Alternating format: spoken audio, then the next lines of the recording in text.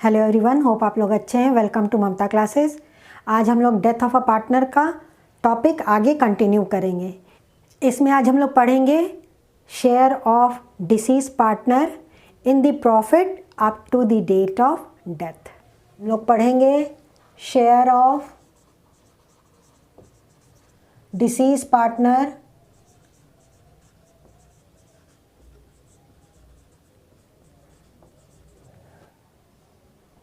in profit up to the date of his death।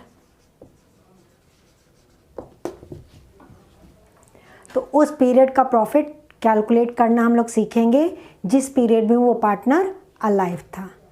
तो इसको calculate करने का दो बेसिस है।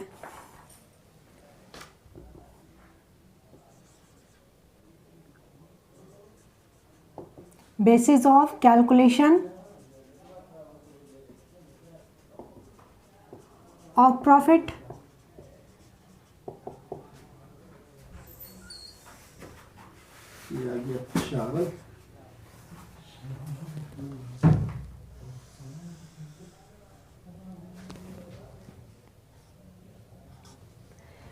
पहला हुआ on time basis.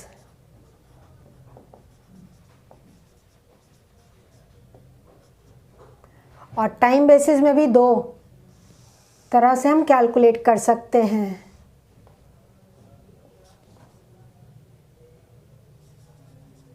On the basis of average profit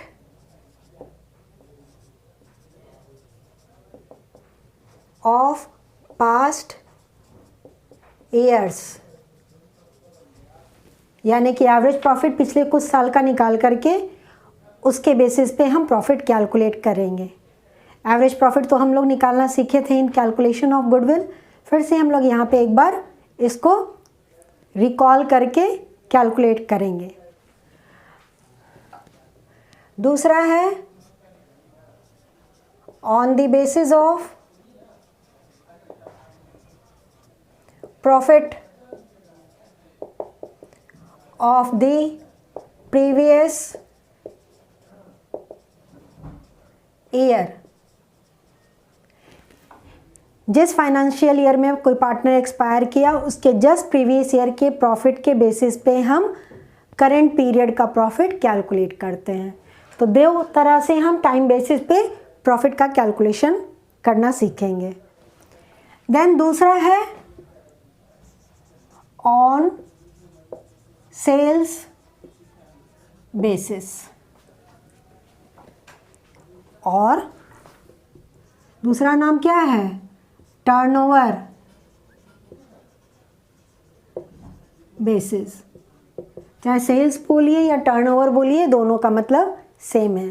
तो एक एक टॉपिक करके हम लोग समझेंगे और उससे रिलेटेड न्यूमेरिकल भी सॉल्व करेंगे।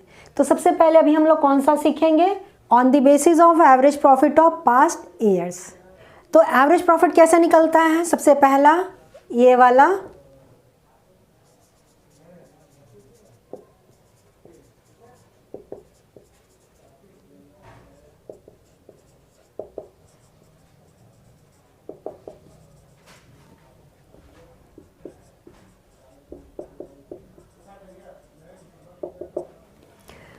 तो क्या करेंगे? सबसे पहले पास्ट ईयर्स का एवरेज प्रॉफिट कैलकुलेट कर लेंगे। तो एवरेज प्रॉफिट का फॉर्मूला क्या है? Average profit is equal to profit of past years. अगर लॉस है तो ऑब्वियसली लॉस को एडजस्ट करते हुए, मान लीजिए हम 5 साल का प्रॉफिट एवरेज निकाल रहे हैं जिसमें से 4 साल प्रॉफिट है और 1 साल लॉस शो हो रहा है। तो 4 साल के प्रॉफिट में से लॉस को लेस कर दीजिए तो आपका net profit of last 5 years आ जाएगा। और उसको किससे डिवाइड करेंगे? 5 से। तो you will get average profit divided by number of years. ठीक है, फिर इसमें से हम क्या निकालेंगे? ये तो पूरा एवरेज प्रॉफिट 12 महीने का होता है, हमको निकालना पड़ेगा उस पीरियड का प्रॉफिट जिस पीरियड में वो पार्टनर अलाइव था। तो share of deceased partner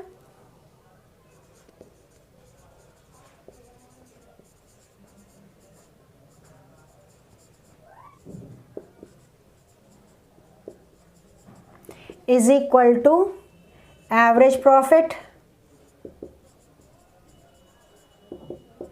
into number of months up to the date of death upon 12। जितने महीने के लिए वो अलाइव था वो न्यूमरेटर में रहेगा और 12 से डिवाइड कर देंगे, क्योंकि साल में तो 12 महीना होता है, तो 12 महीना से डिवाइड करेंगे into share of deceased partner, और जो डिसीज पार्टनर का प्रॉफिट शेयरिंग रेशियो है उससे मल्टीप्लाई कर देंगे, तो डिसीज पार्टनर का शेयर आ जाएगा। तो ये तो आपका फॉर्मूला हुआ शेयर कैलकुलेट करने का, जो पार्टनर एक्सपायर किया उसका इन the profit for the intervening period. अब इसके लिए क्या जर्नल एंट्री पास करेंगे? जर्नल एंट्री भी पास करने का दो अलग अलग तरीका है। एक पहला ऑप्शन है कि जब profit sharing ratio of the continuing partners do not change, पहला हो गया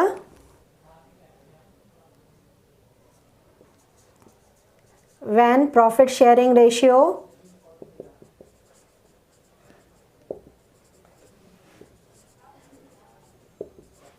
ऑफ कंटिन्यूइंग पार्टनर्स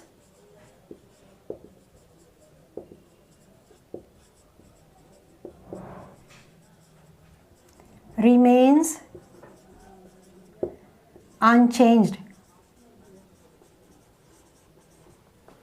यानी कि जो पार्टनर एक्सपायर किया उसके डेथ के बाद कंटिन्यूइंग पार्टनर्स के प्रॉफिट शेयरिंग रेशियो में कोई चेंज नहीं आया, बस जो पार्टनर एक्सपायर किया उसका शेयर हटा दीजिए, बैलेंस जो बच गया वही कंटिन्यूइंग पार्टनर का शेयर हो जाएगा। तो इस केस में क्या जर्नल एंट्री होगा बेटा जी?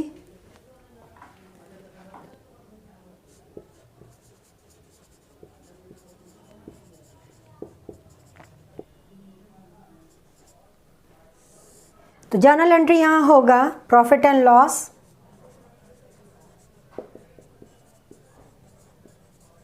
Suspense account debit to deceased partner's capital account. Deceased partner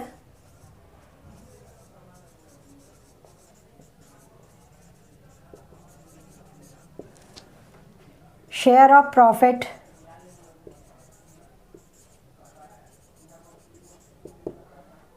till the date of his death. अब यहाँ हम लोग एक नया अकाउंट सीख रहे हैं और वो अकाउंट है profit and loss suspense account. Suspense account इसलिए हम लोग बोलते हैं क्योंकि ये एक्चुअल प्रॉफिट नहीं है। पास्ट प्रॉफिट के बेसिस पे हम लोग जस्ट एस्टिमेट कर लेते हैं कि उस इंटरवीनिंग पीरियड में यही प्रॉफिट हुआ होगा। एक्चुअल प्रॉफिट तो तब निकलेगा जब हम या तो हाफ ईयरली या ईयरली फाइनल स्टेटमेंट बना लें, यानी कि प्रॉफिट एंड लॉस अकाउंट बना लेंगे, तभी तो एक्चुअल प्रॉफिट पता चलेगा। लेकिन यहाँ तो ऐसा कुछ नहीं किए हैं, इसलिए profit and loss suspense account बोला जाता है।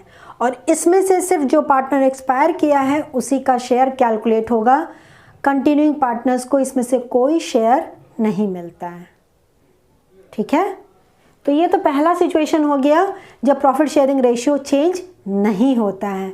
दूसरा सिचुएशन जब कंटिन्यूइंग पार्टनर्स का प्रॉफिट शेयरिंग रेशियो चेंज हो जाएगा, तो क्या एंट्री होगी? Second situation, when profit sharing ratio of continuing partners changes, death के बाद कंटिन्यूइंग पार्टनर्स के प्रॉफिट शेयरिंग रेशियो में चेंज हो गया, तो वहाँ तो गेनिंग रेशियो आपको निकालना पड़ेगा, और वही हम एंट्री पास करते हैं जो एंट्री हम लोग गुडविल के ट्रीटमेंट के लिए पास करते हैं, जो वैल्यूएशन करके लाया जाता है at the time of retirement of a partner, और डेथ के केस में भी वही एंट्री पास होती है गुडविल के लिए, सेम एंट्री यहाँ भी पास होगा। तो एंट्री क्या होगा यहाँ पे? Continuing partners capital account debit, और किस रेशियो में? Gaining ratio two deceased partner's capital account. तो जो कंटिन्यूइंग पार्टनर है उनके कैपिटल अकाउंट को डेबिट कर देंगे गेनिंग रेशियो में, और क्रेडिट तो होगा ऑब्वियस है जो पार्टनर एक्सपायर किया है उसका कैपिटल अकाउंट। नरेशन सिंपल, सीज पार्टनर शेयर ऑफ प्रॉफिट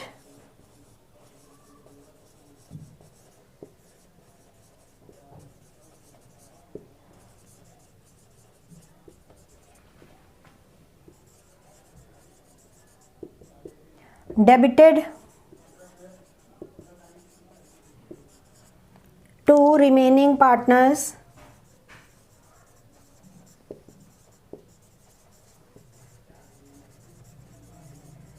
या कंटिन्यूइंग पार्टनर्स भी बोल सकते हैं इन गेनिंग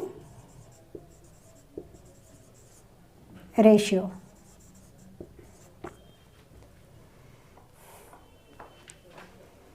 तो ये एंट्री होगा सेकेंड सिचुएशन में जब प्रॉफिट शेयरिंग रेशियो चेंज हो रहा है। अब इस टॉपिक को और अच्छे से समझने के लिए हम लोग एक न्यूमेरिकल सॉल्व कर ले रहे हैं। अभी ये क्वेश्चन आपके स्क्रीन पर डिस्प्ले होगा, उसका स्क्रीनशॉट ले लीजिए।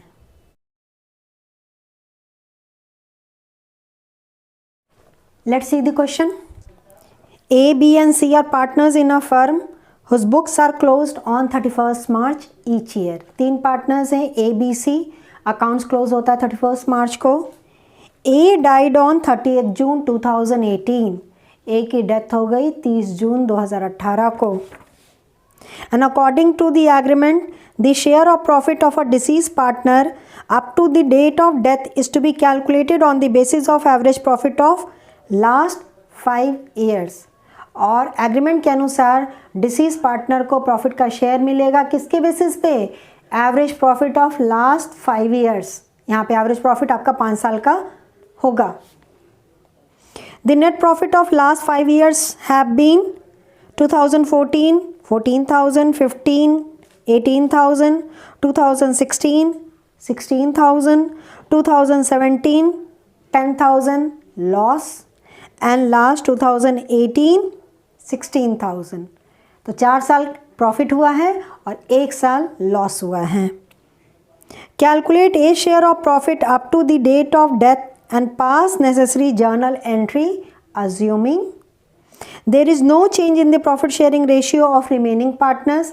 पहला ऑप्शन है कि प्रॉफिट शेयरिंग रेशियो चेंज नहीं हो रहा है, और second option there is change in profit sharing ratio of remaining partners, new ratio being 3:2। Old profit sharing ratio दिया हुआ नहीं है, इट मीन्स कि ओल्ड रेशियो इक्वल था, तीनों पार्टनर्स 1-1-1 के शेयर में प्रॉफिट या लॉस डिस्ट्रीब्यूट करते थे, और नया रेशियो हो गया आपका 3:2। तो let's start solving this question. पहले ऑप्शन 1 के अनुसार वहाँ हमको कोई गेनिंग रेशियो निकालना नहीं है, बस एवरेज प्रॉफिट निकाल लेंगे। जो पार्टनर एक्सपायर किया है यानी कि ए का शेयर कैलकुलेट कर लेंगे, और जो ए का शेयर आएगा ऑप्शन 1 में भी वही जाएगा और ऑप्शन 2 में भी वही होगा। जर्नल एंट्री में डिफरेंस आएगा, अमाउंट में कोई डिफरेंस नहीं आएगा। चलिए working note.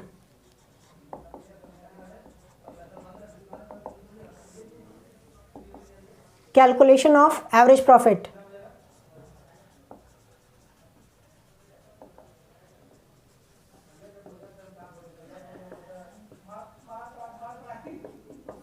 Is equal to 14,000 plus 18,000 plus 16,000 minus 10,000 and plus 16,000 whole divided by 5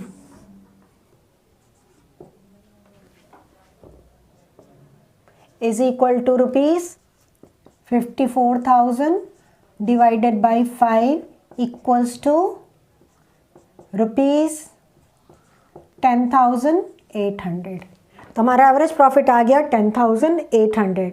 अब इसमें से ए का शेयर निकाल लेंगे और कितने महीने के लिए वो लाइव था, ही एक्सपायर्ड ऑन 30 जून, तो अप्रैल मई जून 3 महीना वो अलाइव था, तो 3 महीना का प्रॉफिट इसके बेसिस पे निकाल लेंगे।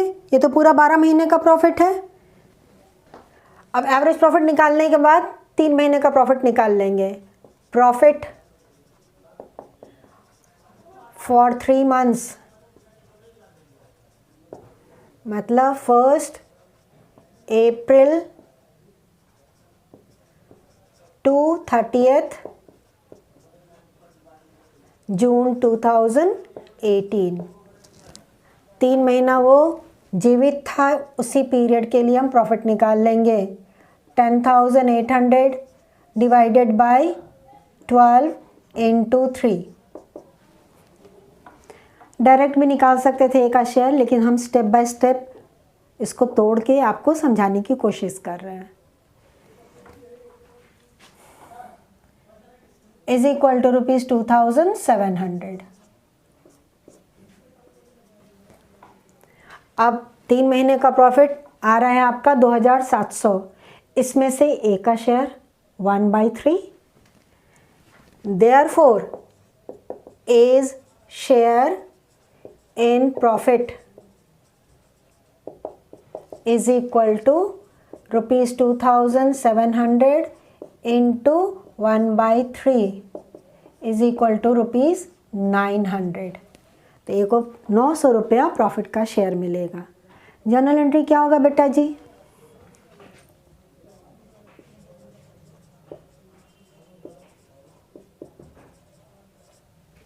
ये एंट्री किस दिन पास करेंगे हम? जिस दिन वो पार्टनर एक्सपायर किया है, 2018 June 30। Profit and loss suspense account debit to A's capital account 900 rupees.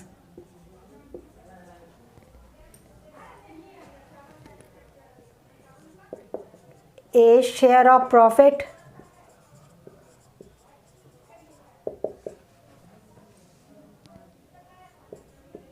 till his death। बस एक जर्नल एंट्री पास करेंगे। दूसरा ऑप्शन, जब प्रॉफिट शेयरिंग रेशियो चेंज हो रहा है तो हमको गेनिंग रेशियो भी निकालना पड़ेगा। तो let's calculate the gaining ratio. यहाँ निकाल दें, क्योंकि हमको ये वर्किंग तो चाहिए ही। जर्नल एंट्री चेंज करेंगे तो हम यहाँ वर्किंग सेकंड कर दे रहे हैं।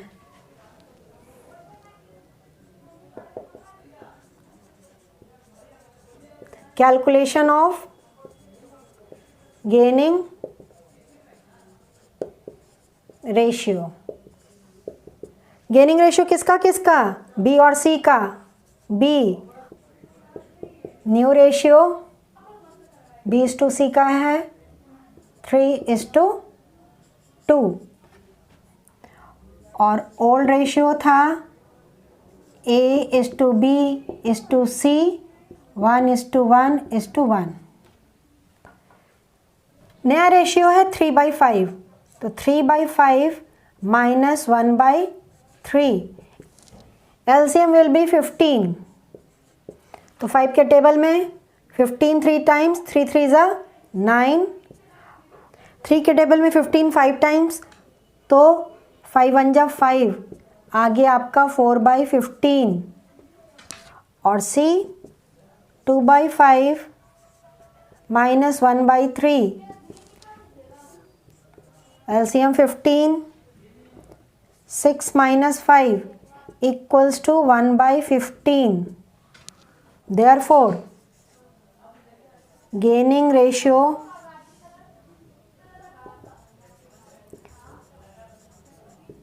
is equal to 4:1.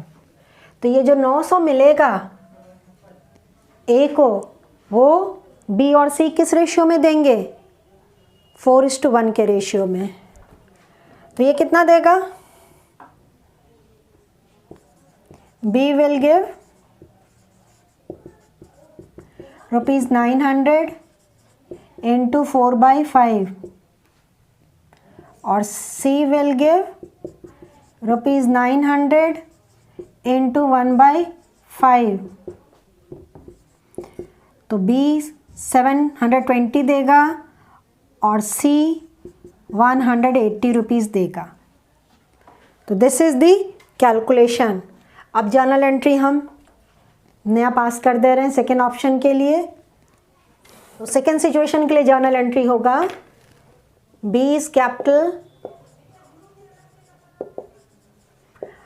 Account debit 720 rupees, 180 C के कैपिटल अकाउंट में डेबिट होगा and 2 is capital account. A share of profit debited to B and C in the gaining